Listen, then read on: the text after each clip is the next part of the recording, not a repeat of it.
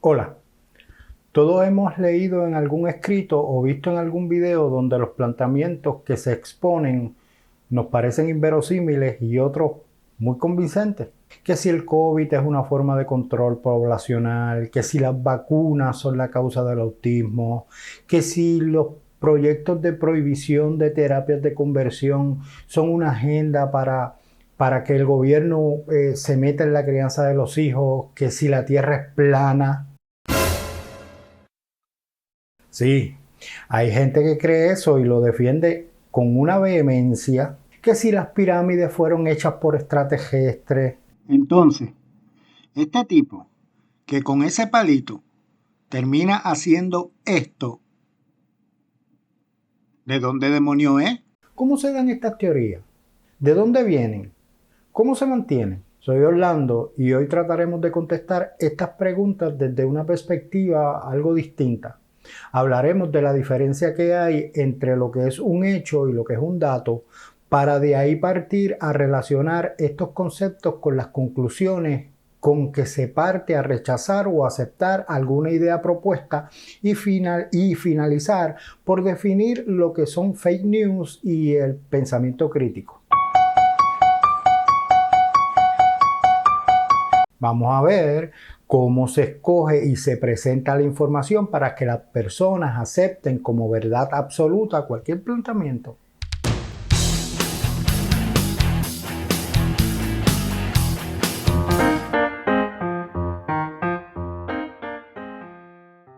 Hablemos primeramente de las diferencias entre lo que es un hecho y lo que es un dato. La mejor forma de entender esto es mirando la historia.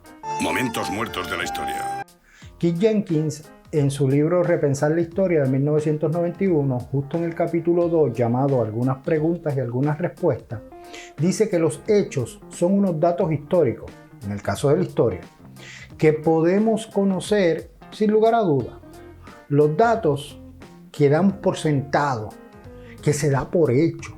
El cardenal Richelieu, primer ministro de Francia.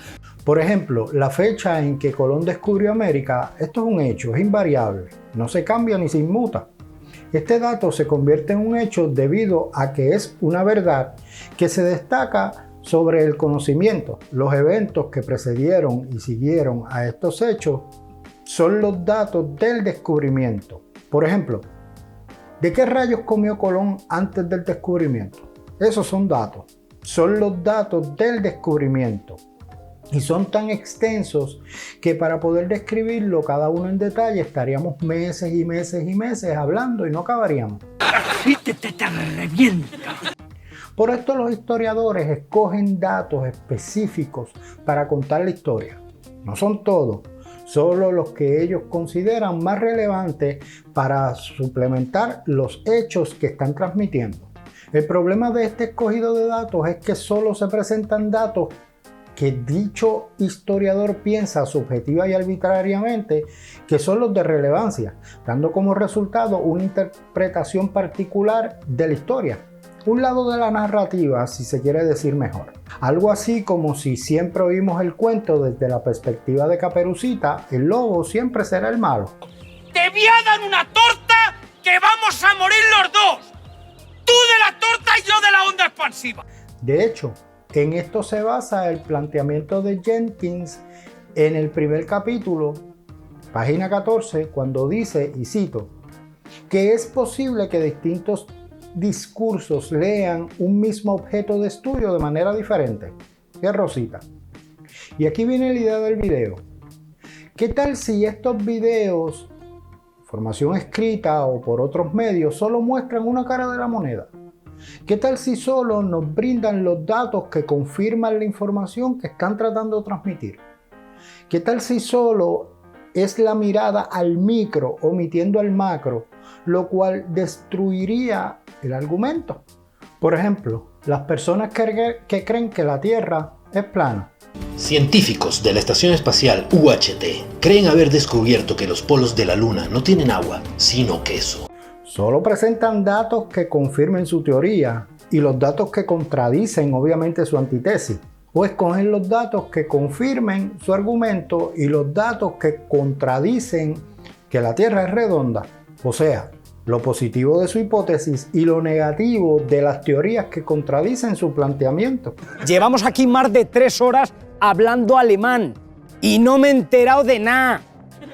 Que el alemán es inventado. Claro, esto nunca va a ser de otra manera, si no, no existieran esas teorías. Y eso es una señal de que posiblemente lo que las personas dicen sea algo errado. Si alguien piensa en absolutos y arbitrariamente, probablemente tenga problemas teóricos sustanciales en sus planteamientos. Que tiren y expulguen luego. La única manera de poder convencer es en absoluto. Es decir, ellos tienen la verdad, que nadie más la dice y que es la real y la que puede salvar tu vida. Los demás mienten o hablan medias verdades. Yo siempre digo la verdad, aun cuando mienta. A esto llamamos fake news. Leiser y colaboradores, en un escrito publicado en la revista Science y llamado The Science of Fake News, defiende este concepto en la página 1094 como información fabricada que imita el contenido de los medios de comunicación en forma pero no en proceso organizacional o intención. Referencia abajo en la descripción. Los autores añaden que los medios de noticias falsas a su vez carecen de las normas y procedimientos editoriales de los medios de comunicación para asegurar la exactitud y la credibilidad de la información.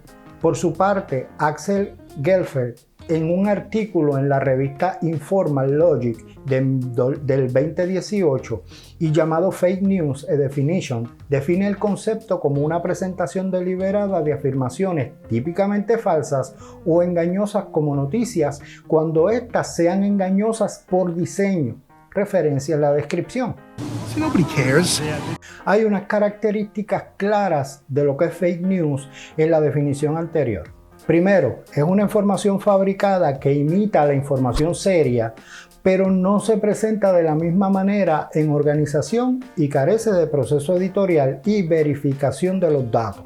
De hecho, no admite ese análisis y no permite la evaluación seria de las consistencias de los planteamientos, lo cual se define pensamiento crítico. Si usted no cree de primera mano lo que la persona plantea, pues o se va a morir, o se va a enfermar, o va a ser perjudicial, es un bobo ignorante, o su pensamiento está influenciado por el poder social de turno, o los Illuminati, o el nuevo orden mundial, o Bugs Bunny. ¿Qué de nuevo, viejo? Y aceptar tal información es como creer que yo en una finca del pueblo de Ciales vi a Pie Grande y si usted no me cree se lo va a llevar el diablo. Segundo, el diseño es engañoso, o sea, el propósito o razón fundamental de estas noticias es engañar, desinformar y mantener en la ignorancia a la población. Si apela a la persona a buscar información, a tener pensamiento crítico, a formar una opinión, al debate, pues no son fake news. Tercero, Pablo Parra y Lidia Oliviera, en su escrito Fake News, una revisión sistemática de la literatura del 2018, proponen que la viralidad de la información es otro propósito de estas noticias y los algoritmos de las redes sociales ayudan a la proliferación y a viralizar esta desinformación a través de las llamadas cookies.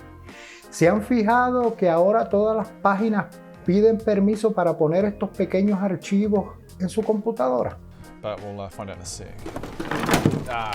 Yeah. And as I suspected, chocolate chip cookies. Pues sepa que eso registra sus preferencias, tanto de compra como de información que lee regularmente para traerle contenido de forma regular, valga la redundancia, en forma de promo y ellos ganar dinero por cada clic que usted pulsa con su mouse. Así, si usted lee o ve videos sobre gatos, el algoritmo de las diferentes páginas y redes sociales le va a traer información relacionada a gatos. Por otra parte, hay grupos sociales que suprimen el pensamiento crítico. Los grupos religiosos, por ejemplo, tienden a no permitir este tipo de análisis, ya que para su funcionamiento necesitan el control. Vamos, una iglesia donde no hay ningún tipo de control se convierte en un club social. El problema es cuando ese control se convierte en ley, donde lo que diga el líder es la verdad absoluta y no hay manera de investigar o pensar diferente. Por tanto, es importante tener la libertad de analizar y evaluar los planteamientos, vengan de donde vengan. No es lo mismo leer historia que hacer historiografía. Cuando se lee la historia se acepta lo que está escrito como está, la visión de Caperucita. Cuando se hace historiografía se estudia quién es el historiador, por qué escribió lo que escribió y el contexto histórico donde se escribe. Se busca la relación de la maldad del lobo y de la bondad de Caperucita. Bueno, hasta aquí este video. Si aún no se ha suscrito al canal, puede hacerlo en el botón de aquí abajo y pulsar la campana para que reciba las notificaciones cuando nuevo contenido esté disponible. Si te gustó el video, regálanos un like y compártelo. Ya sin más, nos despedimos.